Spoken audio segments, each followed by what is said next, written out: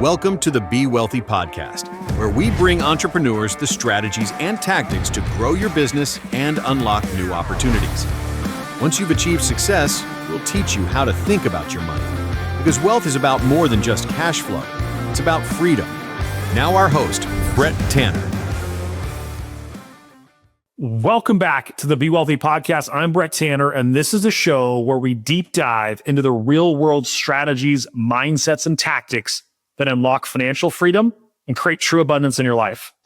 Today's episode is all about how you plan your next year so you get the most out of it. How do you think about the big rocks in your life? And how do you live a life by design and not a life by default? We're going to show you the strategies the really wealthy use to plan a year in advance and to live the life that you really are excited about living. Let's jump in with my co-host, Katelyn Mitchell, in today's podcast. You know, we were calling these things seasons, Caleb, but we don't know. We don't know where it will end, but we're on a mission. And today's mission is actually to teach people how to think differently about their time and how you make better choices. And Katelyn, how do you really start thinking, further out? And the more I'm out there studying what the really, really successful people do, the more it's apparent to me, Katelyn, that they think in different increments of time. We all use time, right? We all have 24 hours in a day. We kind of get that concept. But what I've learned from studying people, they're thinking further out into the future. And they're using the future, right, what they want at different points in the future to impact decisions in the present. And I could tell you that's something I was not doing 20 years ago. And the more you realize that you can use the future as a tool to help realign your goals, the future becomes a really important piece of thinking about time. And so today, Kayla, I want to walk our audience through an exercise that I did I think the first time I did it was 15 years ago. I did this exercise and I did it with a terrible instructor who left me in a really dark place. And so on the podcast, we're not going to do that today. We're going to leave you in a really empowered place. And I think you'll think differently about how you think about time. So with that, Katelyn, I'm going to share my screen. And I am going to, I think we're there. Katelyn, can you see that? I can, yes. Katelyn, that's Iron Man. That's not Tony Stark. That's actually Iron Man. And so the coolest thing you could ever do as a presenter, Katelyn, is to try to work an Iron Man quote into your presentation and have it actually fit with it. And that's what we've done here, which is no amount of money ever bought a second of time. And that's Tony Stark, I believe in the original Iron Man. And it's actually, I'm doing this as a spoof, but it couldn't be more true, right? No matter how much money you have, you can't get your time back. And so you've got to really think about what's your process to think about time. Because you could do anything you want, Kayla, but you just can't do everything. You can have everything you want, you just can't have it all right now. And so life's all about priorities and how do we realign to think differently about them.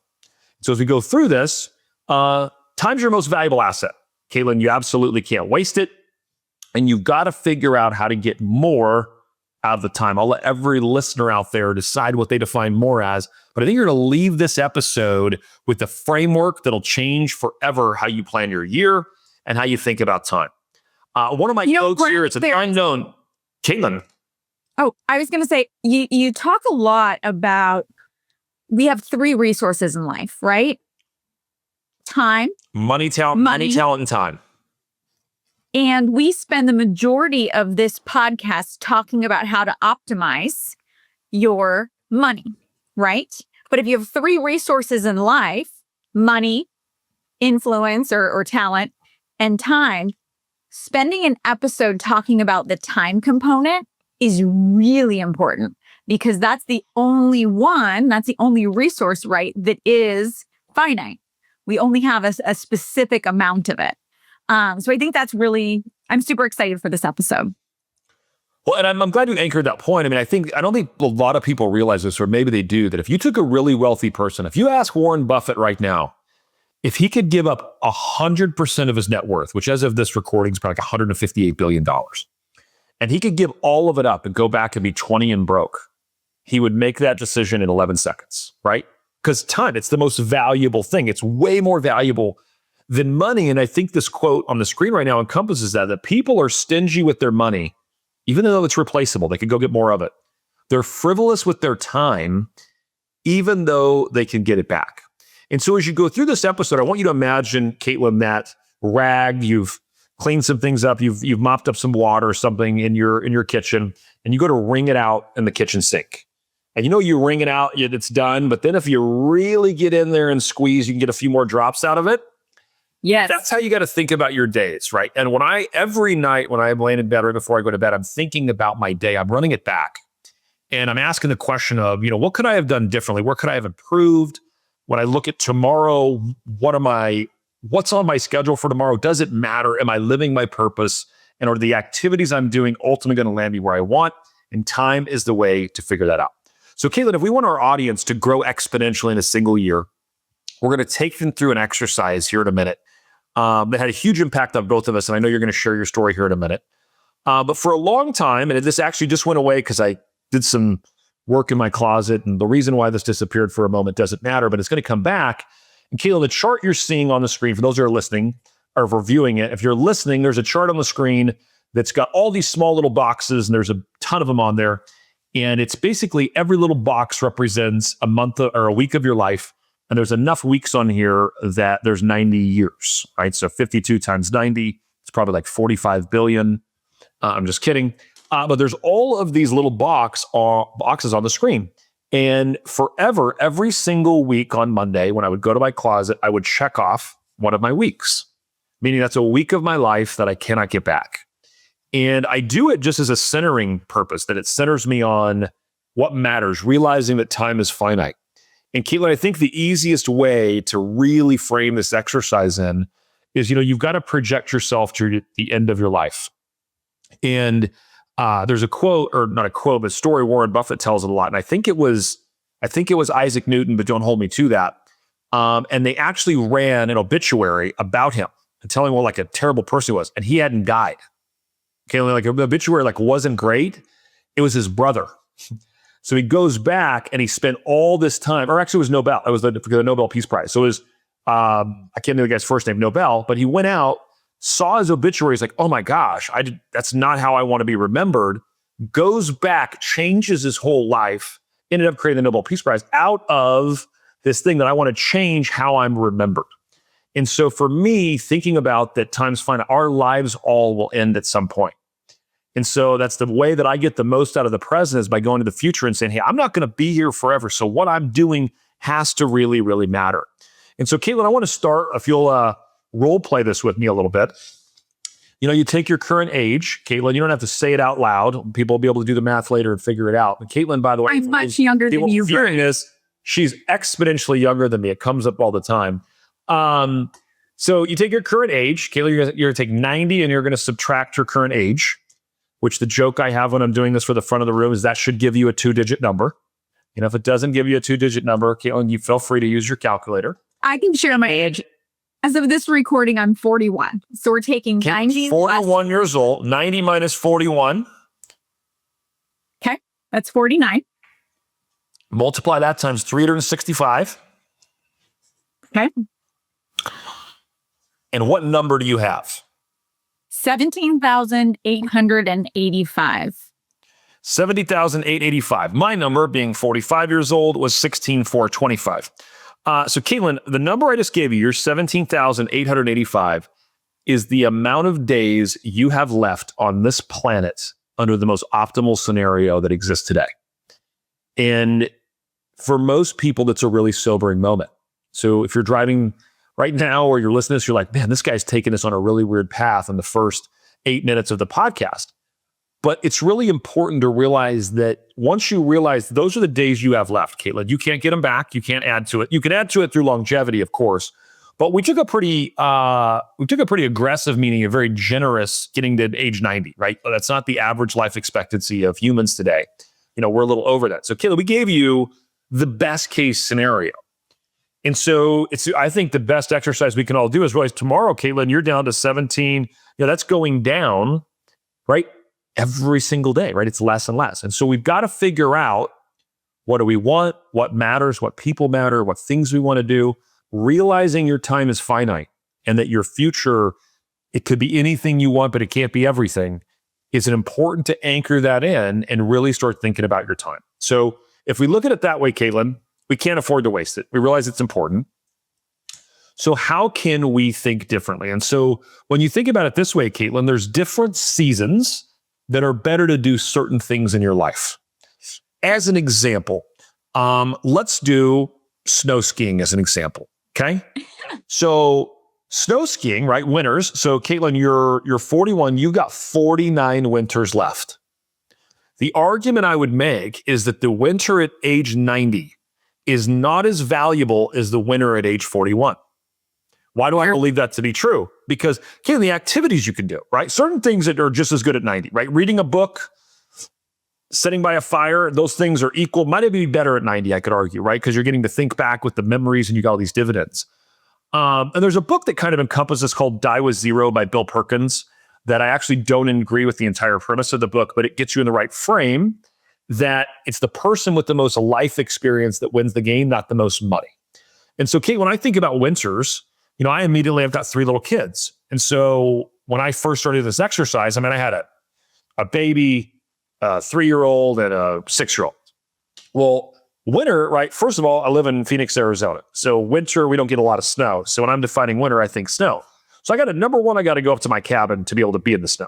Number 2, we got to actually have snow at the cabin, right? It's a 2-parter. And so, now I was out there when it would snow. First thing I would do, kids were going out there to build a snowman. I'm tackling them in a snowbank. Why am I doing that? Because, kid, in the winters now, as I fast forward, and I've got a 17-year-old, a 14, and a 12-year-old. Well, first of all, my 17-year-old could slam me in the snowbank today, right? He's huge. He's bigger than me. So that opportunity is gone.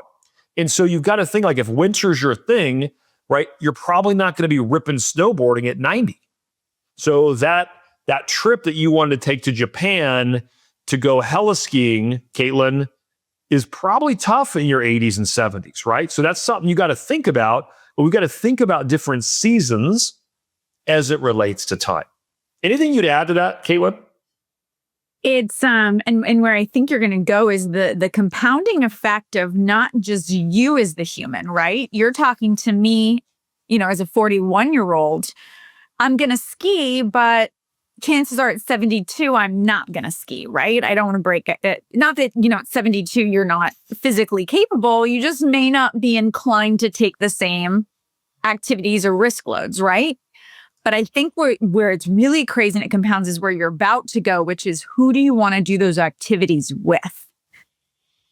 100%, because they're also changing too. So now you look at, Katelyn, I'm a big ocean person. So now you got days in the ocean. You are not normal. Most people here are going to say days in the ocean. I'm going to go to the ocean once a year and I'm going to get in there 2 or 3 times. This guy, if you're listening to this podcast, one thing you should know is Brett has a lot of ocean swims ahead of him, but still, he says not enough. It's one of my ways that I measure success in my life. This as honestly as how many days I swim in the ocean. It's literally one of my success measures because I know that if I hit my days as my target, yep, I know that I'm living the life the way I want to do it. And so the average person, Katelyn, the data would show you, if you really research this, the average person spends about 2 days per year in the ocean if they don't live by it. Okay, 2 days on average throughout the course of their life. So they might not go for 5 years and they go to the ocean for 10 days, right, or whatever that is. But for me, Katelyn, I've only got so many days in the ocean. Again, ocean I can do later in life. Yet, right, I just came back from Punta Mita for Thanksgiving, and my favorite place on earth. And I did a ridiculous amount of water activities. But one of my favorite things is spearfishing. Well, spearfishing, when you're free diving to 40 or 50 feet to shoot the fish, there is an element of fitness to this. And I don't know that I will be doing that at 75 years old, right? So I'm probably at the peak time in my life, especially doing with my kids, right? I'm in that moment. I'm in that season where I've got to maximize it. And so I've got to, in other words, I'm putting more pressure, Katelyn, on my time today to do epic things in the ocean with my kids. Why? Because number one, I only have so much time in my house. And number 2, we're kind of all at that ideal age. They can do it and I can still do it. 20 years from now, they can still do it. 20 years from now, I don't know if I can still do it, right? So I've just got to think different seasons. You apply that pressure, though, not in every way. I'll give the example. Do you remember we were in Florida? And then again, I think the other time we were in South Carolina. Each time we take a business trip and we're anywhere near an ocean, we went on a brainstorming business walk and we said, we got to get our feet. We rolled up our pants and said, we have to get our feet in the ocean because it's another check of the box. And then we created what could have been, sitting inside of a meeting room in a hotel. Instead, we went and walked and said, let's do this brainstorming session, touching ocean, right? Making every single day or every single moment and looking at it and saying, I can sit in a meeting room anytime. How can I maximize this to get yet another ocean touch? Which I think is kind of cool. Like, obviously, everyone would love to go spearfishing in Punamita, but I think you can apply this even on the more what would be considered mundane or, just part of your work world. You can incorporate this every single day to get that extra little bit squeezed out, like you mentioned with the kitchen towel. Yeah, I think an epic experience, people often associate like, well, I don't have those kinds of funds or I can't do that. An epic experience could just be going on a walk in the ocean. Katelyn, can be, let's walk over here. Let's walk up and have a coffee. I mean, there's so many ways to do things that are out of the norm, to your point, sitting in a controlled office and having a conversation. There's radically different ways to think about it. So, ocean swims. Here's one: football seasons. Katelyn, I'm not a huge sports nut, which but I had a friend of mine, and his dad's thing, the biggest thing in life that they did together growing up was they watched the Super Bowl. Okay, biggest thing in life. Again, Katelyn, you're 41. You got 49 Super Bowls left. That's just a fact. Okay, we can't add more Super Bowls in that time. That's how it works. They do it once a year. They're not 5 a year. There's one. And so I said, hey, are you going to watch the Super Bowl with your dad this year? And he said, I can't make it. I got something going on. I got some buddies or whatever we're doing. And I was like, wow, how old's your dad? Well, my dad's 85. I said, well, does it change, as a good friend, does it change the math if you realize that you only got 5 Super Bowls left with your dad? Do you think you're being selfish? Right? Because a good friend challenges people's thoughts. And he's like, oh my God, you're right. Why don't I just bring my buddies over to my dad's? I'm like, boom, great idea. And now they never miss it, right? It's a result of thinking about, right? You can't go, my dad's 84, right? So I got maybe 6 Super Bowls left. If that was our thing, I've got to make sure that I maximize it and think about it differently. Now, not everyone's thing is football and the Super Bowl with your parents or the people you love, Katelyn. But my challenge to everyone listening or watching this is, what is your thing? Yeah. Figure out the thing. What was the ritual with the people you love? And now how do you make sure you go do it? Katelyn, Taco Tuesdays are critical. You only got about 2,500 of these left. You got to make the right decision. You can't mess it up. Are you going to get, are you going to get the fish tacos? Are you going to go with the El Pastor? Those are big decisions, right? You've only got so many and you got to think about it. And so, Katelyn, I want you to tell your story here in a second. The picture on my screen is my parents and my family. And so here's the data around your parents. If you don't live in the same city as your parents, which Katelyn didn't at the time that she first went through this exercise, on average, you will see your parents 10 days per year, 5 times per year, 2 days per time, 10 days total. So, my dad is 84, meaning if I don't live in the same city as him, which I do not, the data would say in his 6 years left, he lives to 90, right? Times 10 days is 60 days. I've got 60 days left with my dad, right? That's the raw data. I did this again 15 years ago and I did the math. And while it was better 15 years ago, because I just increased, added 10 to each year, it wasn't enough, right? And so I had a way to approach it. But Katelyn, I really want you to tell your story here because you did live in the same city. You went through this exercise that I put our whole team through. And at the end of it, you made some pretty, what I'm going to call significant changes in that relationship. And so I'd love for you to share that. It went through, it went through a few different challenges along the way as well. So about 10 years ago, you were teaching this at our brokerage down in Phoenix. And, the first half of this, at the time I was like 31, maybe 32. And I was like, I have gobs of time. I'm just trying to get, my career off to, or get, I'm working on these specific things. And I didn't take it as heavy for the first portion. And then you talked about kids, and I don't have kids. I certainly didn't have children back then. And so I was like, well, I don't have these limited moments that, hey, it's my, my daughter or my son, they only have so many Christmases left inside my home. So I didn't have that limitation. And so I was just listening to you teach it. And then you got to the parent section and it hit me like a ton of bricks. My dad had me when he was 51 years old. And so I always had kind of an older dad. And at the time that you shared this, my dad was probably around 81, 82 years old. And I went, oh no, I don't have a ton of time left with my dad. Also, my dad had health issues, right? He had his first heart attack when I was still in diapers. He wasn't as healthy.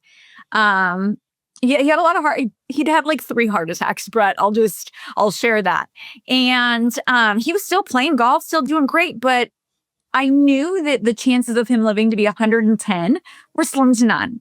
And so this hit me like an absolute ton of bricks. And you shared the story of if they live in town with you, you get all of this extra time. But if they live somewhere else, it's going to be limited to about 10 days per year on average. And at the time, my parents were going back and forth to Phoenix. They were coming into Scottsdale for about half of the year. And I thought, I've got a great twist here. I'm just going to totally max out my time when they're here. So I started playing golf with my dad a whole lot more. I do really simple things like meet them. They lived just right by an AJ's, which is a grocery store in Phoenix. And so I knew my dad would go there in the morning and he would have a croissant and a cup of coffee with my mom and they would sit outside. So on my way to work, I started just bopping in and seeing him for that cup of coffee. And then, Brett, they put their house up for sale and said, we're not going to be in Arizona anymore. And I was like, how am I possibly going to cheat the system now? They're going to be in Dallas and I'm in Arizona. I'm back to 10 days and that stinks. So I started creating quarterly visits to go see my parents to try to cheat it again, right? I've got to get that extra time with my dad because the one thing I don't want to have happen is when he passes away, I have regrets that I didn't get as much time with him as I wanted to. I'd spent my whole life thinking I had the total advantage of having an older dad. I thought it was the coolest. I basically got to have a dad that had experienced so much of life already. And I always thought of him as like a wise grandpa and a dad all in one. But now it was working against me to have an older dad. And so I started to do these quarterly visits where I would spend extra time in Dallas. And I started cheating the system that way. And then COVID hit. And I was like, how am I going to get any extra time with my dad now? I can't fly. He's older, and if I did fly, he doesn't really want me to bring all of the world's germs into his home. How am I going to get this done? And I remember brainstorming with you a little bit about it, and you said, figure out how to spend time with him the way that he wants to. Yeah, my dad hated to talk on the phone. It just wasn't his thing. So conversations would be super short. And what we ended up doing was every morning, I would get on my computer and start my work day, and he would be doing his, but we were on the computer via Zoom as well. And so in the morning, as I'm having my coffee, getting things started, he was working in his business. And I said, let's have coffee together. So 2 or 3 times a week, we would have coffee together via Zoom. And I knew what he wanted to talk about, which were 2 primary things. He wanted to talk about golf, or he wanted to talk about his business and what he was working on, and our business and what we were working on. And during that time together, I was able to learn so much from him about his history, his past, about growing up. I didn't even know we had a title company at the time. My dad worked for a title company like in the 1950s. And I was like, how does that even happen? So I was able to cheat the system and get so much extra time with him, no matter the obstacle, because of this exercise. And so, and unfortunately, he did end up passing away about 4.5 years ago. But the day that he passed away, I didn't have any regrets. I wrote you a letter about it because it truly changed my life, going through this exercise and realizing that you can make sure that you get every moment that you're looking for in your life with the people you care about and you love. You just have to engineer your life accordingly. And so thank you, Brett, for walking me through this years ago. And now I have just the coolest memories and no regrets of missed time with my dad, even though it was only a few years that I was able to make these adjustments. So I would say anyone who's listening, whether it's time with your kids, and maybe you think, hey, my son's 17, he's almost out of here, right? Make that senior year with him absolutely epic, right? Make that time that you're spending with him have epic moments, one-on-one time with him. Know that you can cheat the system no matter how compressed you think of time you have left. You have plenty to make the changes as long as you start making them now. And so that would be kind of my comment to anyone who's listening. Take a minute to reflect and step back to the 5 or 3 changes that you want to make to maximize your life, and start right now. And then any obstacle that comes up, take a step back and think, okay, how can I use this to my advantage to change it completely?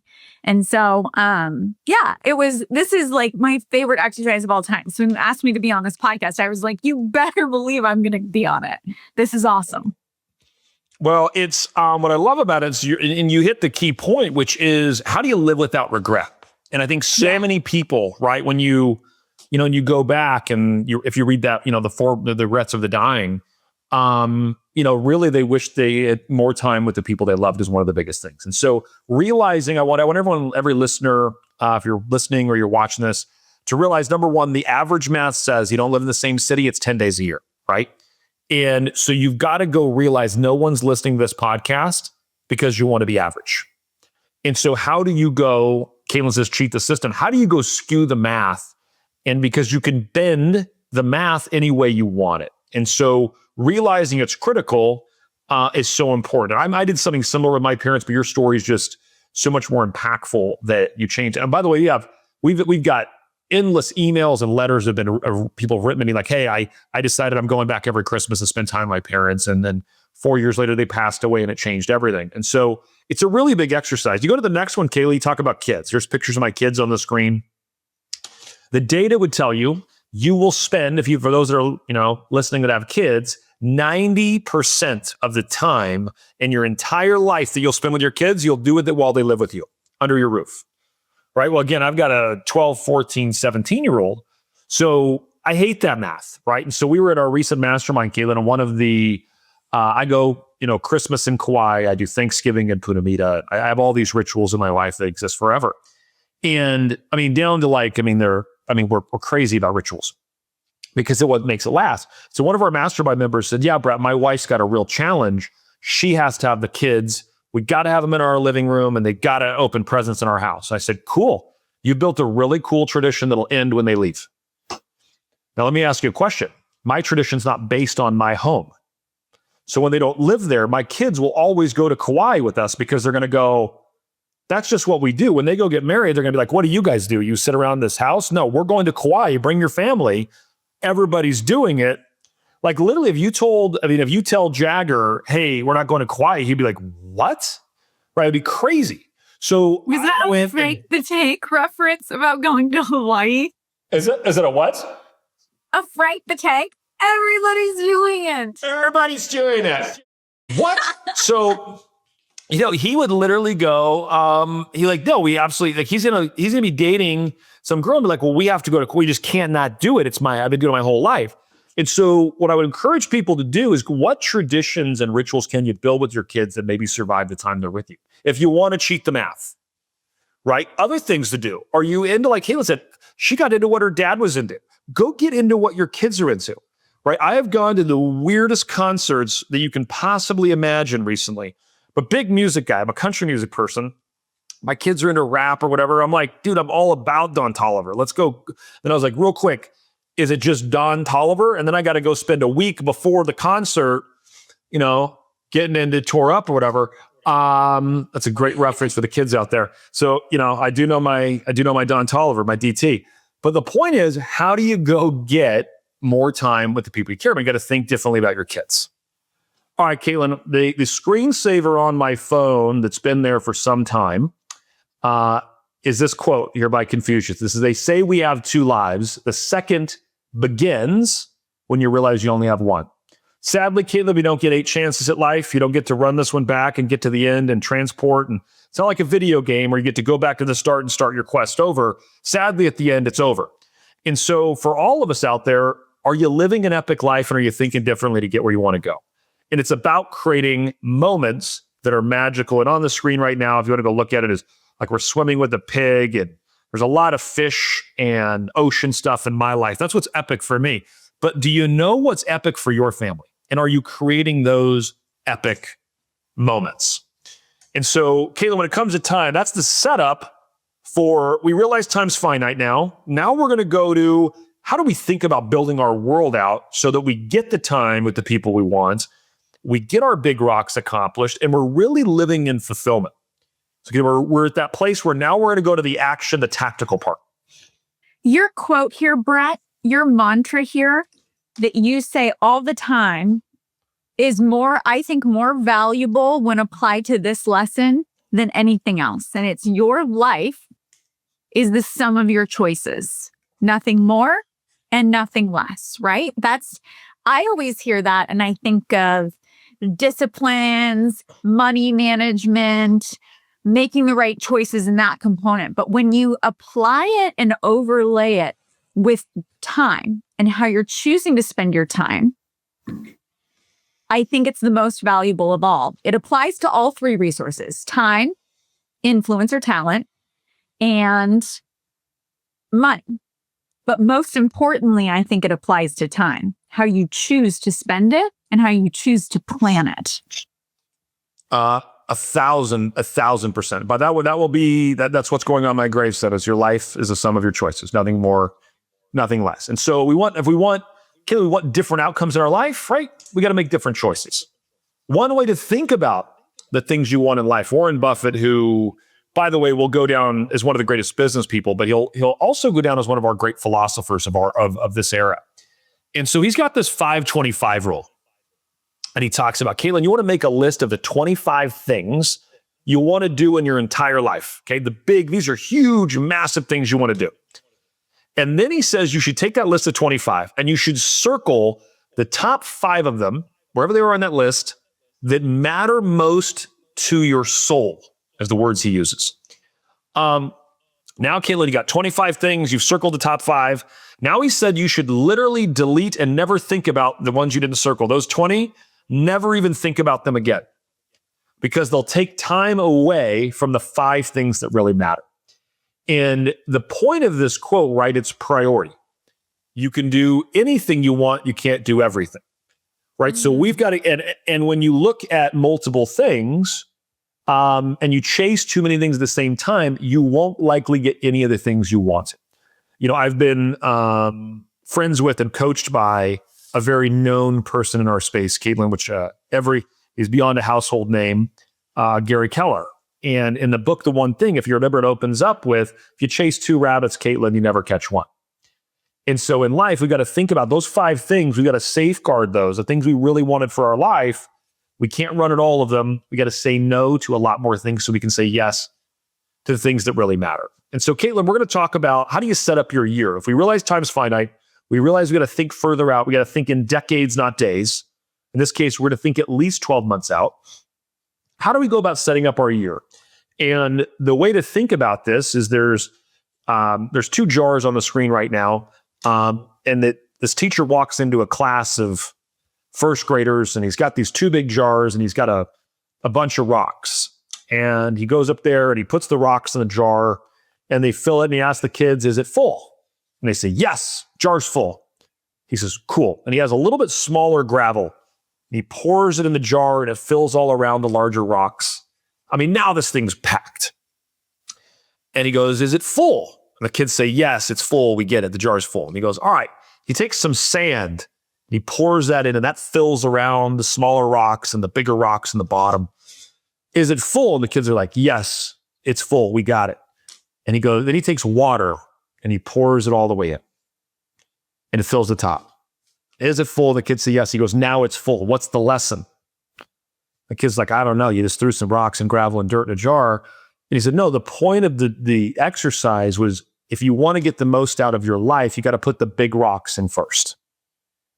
And so often, I think in life, Katelyn, people are filling their thing with water only to realize they had so much more they could have done, right? They put in the trivial, the things that weren't really meaningful, and they spent their whole life doing those things, right?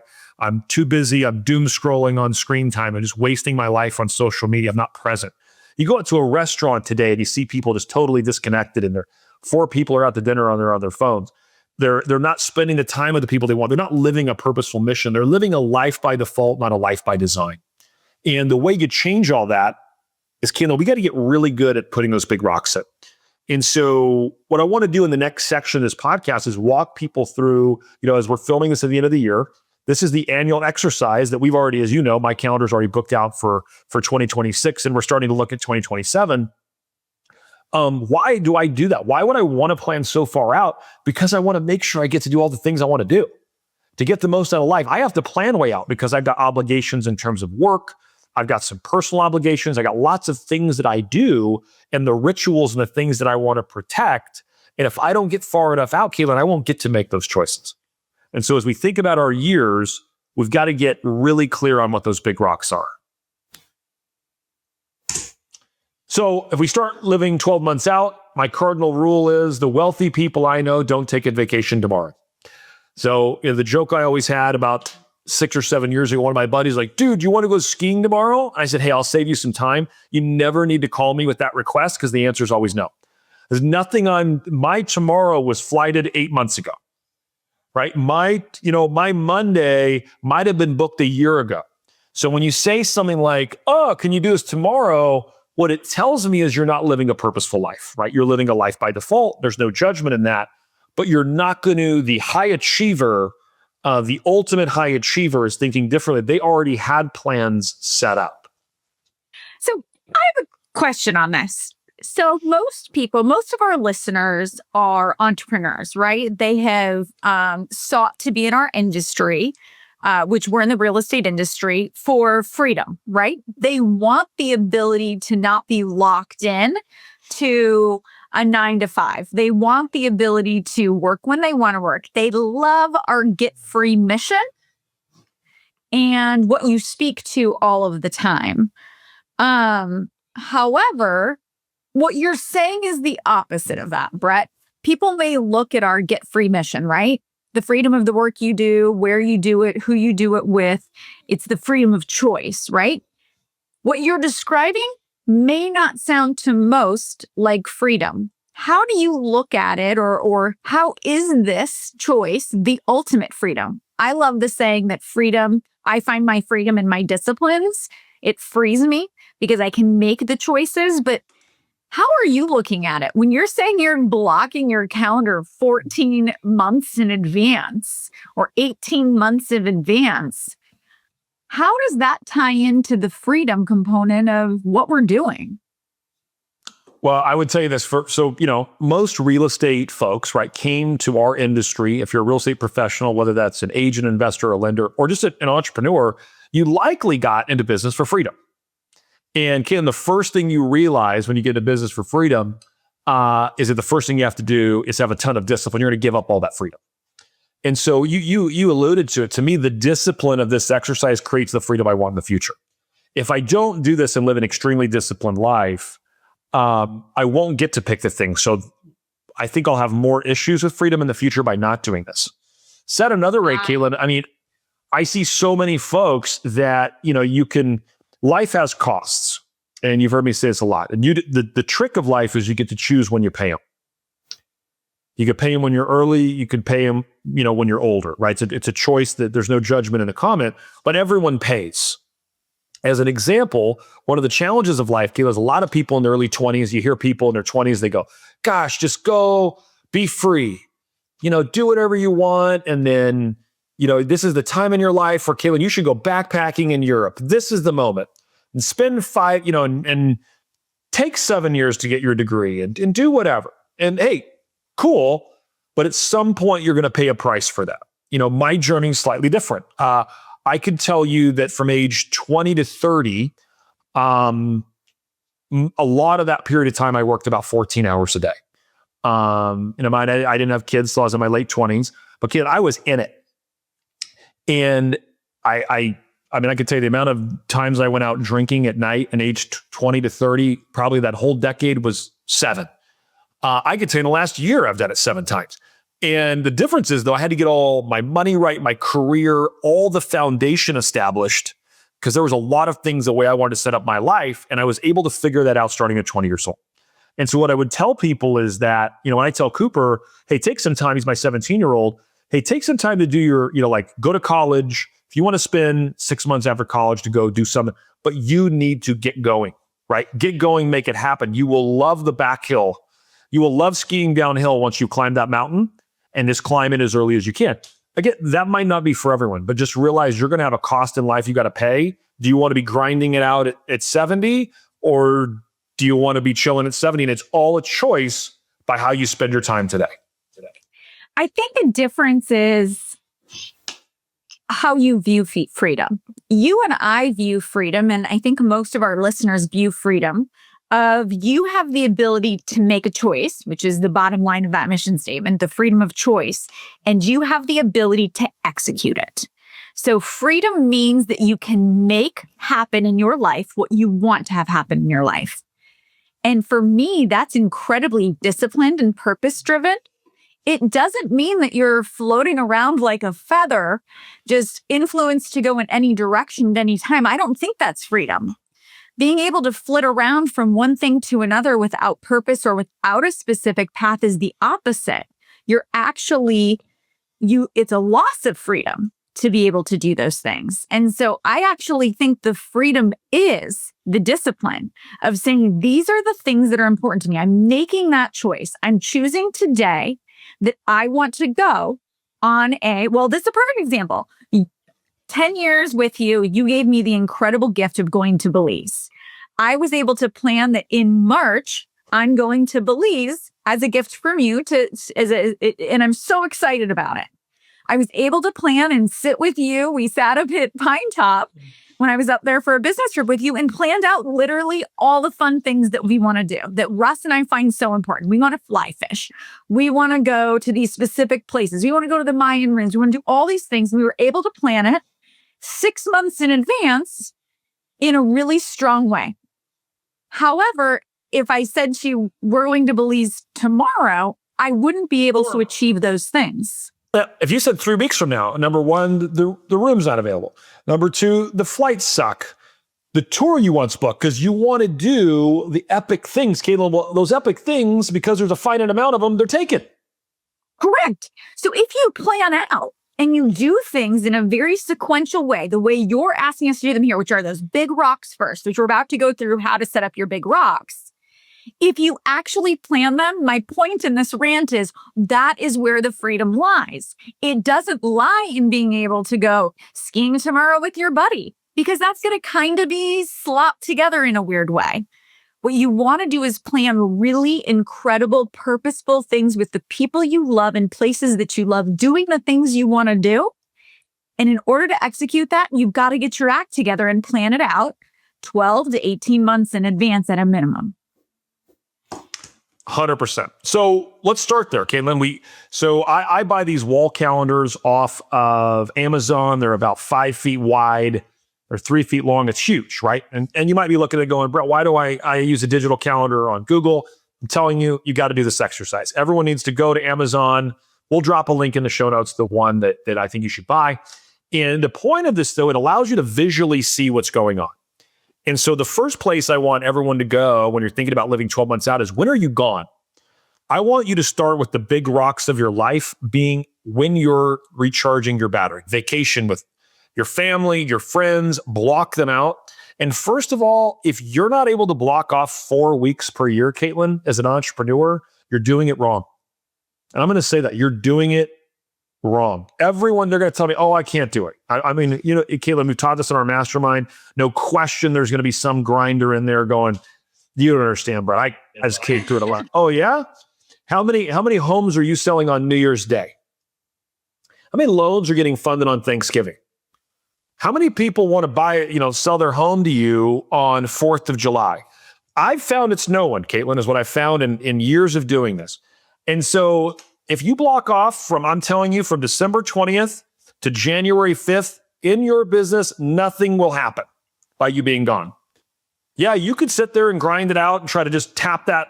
I used to be that guy in an effort of squeezing everything out. I was swimming upstream trying to get more done. And I saw Grant Cardone, who I love, by the way, made a post about grinding it all out all the way through January. I'm like, nah, it's just not the way it works, because no one's again, our businesses rely on other people, and those other people aren't there doing the thing during those period of time. You could be gone from the Saturday before Thanksgiving to the Sunday afterward. You'll never miss it. 4th of July, take that week off. Memorial Day, Labor Day. If you start traveling around holidays when no one's there anyway, you can get your 4 weeks right there, right? And it will not matter to your business. So go on there. I take Katelyn. I'm an extremist here, as many know. I started about 12 weeks of when I'm gone, blocked off, immovable, as you know, like I have no speaking engagements. I'm not traveling. I'm not speaking at our events, other people's, whatever. I'm not doing it because I've got my big rocks. You see, I think on this one, it might be all yellow. And then I also go to my cabin and live up there for 2.5 months.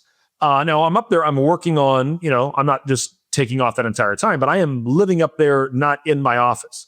So I want everyone out there, get this calendar and go block off your vacations. When are you gone? By the way, Katelyn, we're not just blocking it off. We're blocking it off with where we're going. And I would encourage level 2 of this, because I would block stuff off, and I know some of our listeners will go in there and cancel it. You get close to the vacation, you're 3 months out, you're like, I got to cancel. My trick to that, and not only do I book everything a year out, I pay for it. Book it, pay for it, because the pain of cancellation, canceling a car, room, hotel, some of it you won't get back, it's too painful. And so it will force you. In the early days, I had to force myself to go, because I would have said I was a workaholic who everything was about work.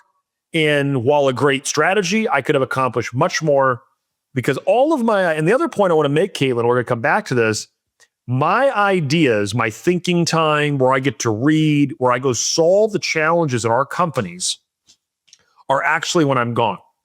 It turns out when I'm grinding in my office, it's not the best place to solve big problems. If you're listening and you think about, when was the last time you had an idea in the shower? Well, why does the idea come to you in the shower? Because you got 10 or 15 minutes. There's no electronics. You're sitting there thinking about nothing. And all of a sudden, an idea, you're like, oh my gosh, I solved that problem, right? It's the same thing on vacation when you're there. If you're depending on what you're reading and you're just thinking about your business and allowing yourself time to breathe, you could think of really great ideas, and you could think of solution, and you're spending time with people that you love. So, all right, Katelyn, we got our vacations. We're locked in there. We've blocked them off. We got them paid for. Now, what's the next thing you got to do? We got to focus on your education. It's been said that the difference between who we are today and who we are 5 years from now are the books we read and the people we meet. So, said another way, right? I'm going to use it as an education front, Katelyn. I believe the difference here are the books we read and the events we attend. I believe that's how we're different, because everything we know, everything we believe are getting the results that we're currently getting. And for most of us high achievers, we want more in the future than we're getting today. And so we've got to have a higher level of consciousness. We've got to be thinking about things differently. So you need to book 2 events a year, minimum. Self-help. Katelyn, out of your city. Why out of your city? Because if you go to the event in your city, you're going to cut the event short. You're going to try to meet someone for lunch. You show up late one day. You get out of your city, out of your comfort zone, go somewhere and play full out in a multi-day event. One of the events, I believe, should be getting better at your craft, whatever you do. So that industry event, if you want to get better at marketing, there's a marketing event. Get better at your wealth, we've got the best mastermind that exists out there. If you want to get better at some other specialty thing, go to that event and get great. The second event you should attend every year is, how do you get better at being a human being, right? Just better at this condition that is called being human. One of my favorites, I love Tony Robbins. If you haven't been, I believe everyone should go to Unleash the Power Within. I think it should be mandatory that all humans go to it, because you will leave there a different person. It's a multi-day event. I feel like they do put you in a trance in a great way. You'll walk on fire. You'll do a bunch of stuff, but you will come back different. And so you've got to block out. So we've got our vacations. Katelyn, now we've got when we're going to grow and get better. So what's left? What's left is work. Right now we're going to fill. So we put the big rocks in was our vacation. The little slightly smaller rocks were when we're going to grow. And our work is the sand and water we're going to fill around the things that matter. I like strategizing on my calendar where I'm no more than 45 to 90 days out from my next thing that's fun. So Katelyn, if you break apart your year, What's pulling me forward all the time is I've got something to look forward to. Human beings, we love the memory dividend of the past, but we need things that pull us forward. And looking forward to something is one of life's most powerful forces. So Kayla, we got to have more things in our life that we're really looking forward to. And so strategizing that your next vacation is not that far out. Anything you want to add to those 3 buckets, Kayla, before we move on? This has been not only, you've done this for, how long have you done this, Brett? 15 years, 20 years? Probably like 4. I mean, I was always 20. I was doing it like 15 years ago. I formalized like the calendar and the whole process and made it like, an annual ritual. I've worked with you for over 10 years. I've known you for, I would say 12 or 13 years. And this has been in your office behind your, you have your, obviously, your whiteboard and everything. This has been hanging in your office this exact same way since I've met you. And at first, I'll be honest, I thought it was weird. And I thought that was a very strange way to plan everything. We pride ourselves on, spontaneity and who wants to be that structured. And I don't have kids. So I was like, he's obviously doing that because he has kids and he's got to work around spring breaks and those types of things. And like most things, between you and I, we call it like a seed being planted. When you tell me something, this seed got planted, call it 12 or 13 years ago when I first saw this. And I did not take to this exercise right away. I understood the concept of it. I understood what you were saying. And like I got the methodology, but I didn't apply it. I didn't actually go and sit down and block those things out. And it wasn't until just a few years ago that I did start doing it. And that I did get the calendar. We actually did it at our mastermind. We got this calendar for absolutely everyone. I think we flew them all the way to Nashville. I think it was our Nashville Be Wealthy Mastermind. James, everyone sat down with the markers and planned it out. And so that was the first time, if I'm being totally honest, that I actually went and did it. And my life really did evolve and change to become much more purposeful through this.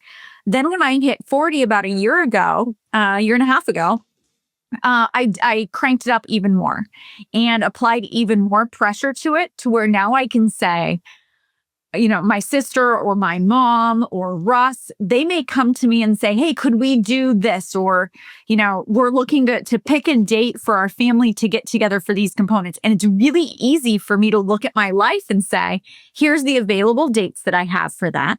Here's the plan for that. And if you guys need something that's going to be spontaneous, like, can you go tomorrow to watch my niece Haley's softball game? I may already have picked that that's my day to play golf because that was what was important to me. Doesn't mean Haley's not important. It means I picked another activity to do with Haley on that specific day. So it allowed me to live so unbelievably purposefully to where, as we started this whole conversation around time and not having any regrets, thinking through it is really important. Actually doing it, putting the calendar together and telling the people that you love that you're going through this exercise and you want them to strategically be a part of your life and you care about them so much that you want to plan that time with them 12 months out should be the ultimate compliment and give you the freedom that when things come up last minute that you have to say no to them, there's no more guilt for it. Because you've gone to the people that are most important in your life and planned these 12 or 18 months in advance to make sure you've set aside the time to do the things you want to do with the people you want to do in a way that you're absolutely going to love and make it epic and the most impactful. It was the ultimate freedom tool for me of the guilt of could ya, would ya, can we do this tomorrow? No. I have these blocks, or as Warren Buffett said, these 5 things that are the most important to me, and I've set my life up to achieve them. So I have the freedom to make that choice, the freedom to execute it, and then again, the freedom to say no to the things that don't allow me to achieve it. And for me, that was the release of the guilt of, can I do something right now? No, because it's going to compromise the plan I've put together for my next 12 months. I think it's so good. And I bet you now, I would guess from your experience, I bet you those people come to you further out, right? Because they realize, hey, Katelyn's planning further out. I've got to think a little differently about it, right? And so because you're living so purposeful, you get to spend more quality time with people than if you didn't do it this way. And so the analogy I'll use, some people say, well, Brad, I mean, you don't understand. I take my kids to school every day. I drive them there. That hour, I spend an hour with them every day. I'm like, okay. Do you believe that all time's equal? In other words, is an hour, no matter what? And they'll say, yes. And I go, cool. I completely disagree. An hour is not an hour, because I have spent an hour doing something that created nothing, connectivity. It wasn't a great moment, right? Like me driving my kids to school, not a high impact activity. I think it's raw chaos. As opposed to an hour playing a board game, just engaged, looking and playing with them. Which one is going to create more moments, right? Going on a walk and being engaged, or some activity where they're on their phone and checked out. And so the point is, not all time's the same. You can actually have less time with someone and have way bigger impact and way more moments. So it's not quantity of time, Katelyn, it's quality, right? How do we get more engaged? And so I think in summary, to wrap up this podcast episode, one of my favorite business lessons is the fisherman and the businessman. And so I'm going to read, this version of the story. A man was on vacation in a small coastal village when he saw a fisherman rowing back to shore with a small catch. Great catch, the businessman said. How long did it take you to catch them? Not long, the fisherman replied. Well, why didn't you stay out longer and catch more? The businessman asked. The fisherman shrugged. I catch enough to support my family. What do you do with the rest of your time? The businessman pressed. I sleep late, I fish a little, I play with my kids, I take a siesta with my wife, and at night I stroll into the village, I drink wine and play guitar with my friends. I have a full and busy life. The businessman laughed. I have an MBA. I could help you. You should fish longer every day. With the extra money, you could buy a bigger boat. With a bigger boat, you can catch more fish. Then you could buy several boats, hire people, and build a fleet. And then what? The fisherman asked. Then, the businessman said, you could open a processing plant, control distribution, export worldwide, and move to a big city to run your expanding company. How long will that take? The fisherman asked. Maybe 15 or 20 years, the businessman said. And then what? The fisherman asked. Then you'll be rich, the businessman said. You could sell your company, retire, and move to a small coastal village where you could sleep late, fish a little, play with your kids, take a siesta with your wife, and at night stroll to the village, drink wine, and play guitar with your friends. The fisherman looked at him. Isn't that what I'm doing already? And I think it's such an interesting, story, Katelyn, because I think so many times in life we may have some of the things we already want, and yet we're out there chasing things that social media or society says we should have, as opposed to figuring out what the fisherman already did. The fisherman figured out what he really wanted out of life, and it wasn't actually tied to more money. More money actually in this story would create pain for the fisherman. Because if he had more money and he goes and buys enough stuff around his house, at some point he's slave to those things. And so I think it's such a great story to remember what we're playing for, build your life a year out, get clear on what matters, get clear on the people that matter, and then use money as a vehicle to experience more of life, experience more with your friends, with your family, and create more epic moments. And as we're wrapping up, Katelyn, any thoughts that come to mind as we get ready to close out? Just the same mantra, right? It's what weaves through everything that we get to talk about on this podcast and the people that you interview. Our mission is get free, right? The freedom of the work you do, where you do it, who you do it with, and that freedom of choice. Overlay that with those 3 resources in life and apply this type of discipline in all of those resources, and you can have anything you want. How is it that you say it so perfectly? You can have everything that you want. You just can't have it all right now. It's about the choices you make, the way you plan things out, and doing it in a sequential, consistent way can lead to living an incredible life. So sometimes it's the hard decisions or the discipline to sit down and do exercises like this that allow you to live the next 12 or 18 months with incredible clarity. So I'm so excited to do this. I have not done it yet so far this year, Brett, but I will have it done before the first of the year, and I can't wait. All right, as we're wrapping up and you're listening to this, stop what you're doing. Stop right now. Scroll to your Apple or Spotify and click subscribe to our podcast because you don't want to miss things like this. I can't tell you the impact that this exercise had on my life. Go get the calendar from the show notes, do the exercise, start living a year out, and start living a life by design and not a life by default.